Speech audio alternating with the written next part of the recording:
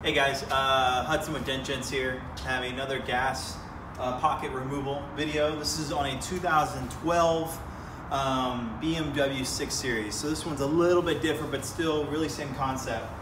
With this one, I use these two right here.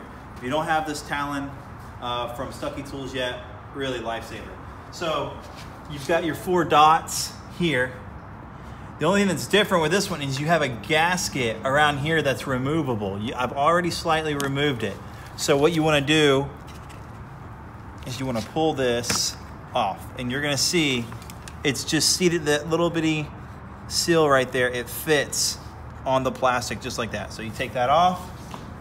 Another thing I've started doing is I remove the doors so that I don't have any risk of putting another dent or paint damage onto the body panel. So I remove the doors. This one, very easily, you put the Talon right here, take your second, that pops loose, and usually I put that in there, and then I pop this loose, and I pop this loose, and then I pop that loose. I put that in, pull, and then come out, and remove the necessary things, and then you have access into this entire quarter panel, all the way down here, down to the body line, even to the back. So fantastic access, 2012 6 Series.